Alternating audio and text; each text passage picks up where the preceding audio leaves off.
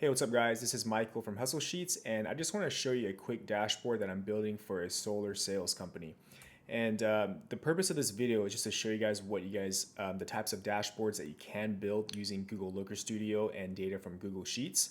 So I'm just going to walk through it in case it kind of gives you guys any ideas on how to track performance for your company. So the data comes from a Google Sheet here. This is all fake data.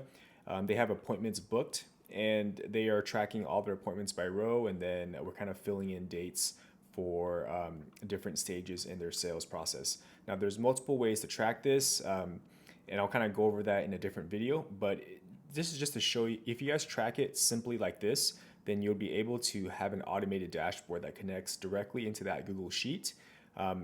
And it'll show you data like this, and whenever you update data in the Google Sheet, then it's automatically going to update this one on the dashboard live. Okay, so Looker Studio is just a free tool from Google, in case you don't know. It's just like Google Docs or Google Sheets, but it's made specifically for dashboards, and it's really great for having things like filters, so you can kind of filter all of your data by a specific salesperson, etc. And you can also do this in Google Sheets using charts as well, but it's just a lot more complicated. It's a lot easier and more powerful to do it inside of Looker Studio, and it just looks a lot better. So here we have kind of our main metrics. This is across kind of most sales companies. It's always usually the same metrics. Some sort of top line appointments booked. They might DQ some. If you're in solar, then you might do like a site survey, or you might go visit the actual location, how many closes, a close rate, and then like a site survey to close rate. So this is just like a conversion rate. And then a lot of CRMs and dashboards will give you data, but you can't really break it down in the time, break it down into kind of like trends and see it in the way you want to see it. So this way we're going to break all the main metrics down by month, so they can see like a quick trend of how they're doing by month for all of their main metrics.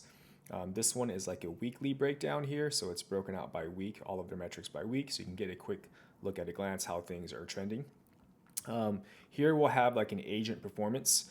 So this will be kind of like a leaderboard basically, right?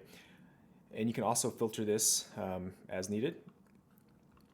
Different date ranges as well. So right now it's going to default to the last 30 days, but you can easily change it to things like, like the last 7 days, for example. And then this comparison here will basically show you compared to the previous 7 days. So appointments booked are up 1.5% over the previous 7 days. DQs are down 40%, etc. You can get a quick glance here of who is leading in the past 30 days for all your different metrics here, DQ rate, things like that.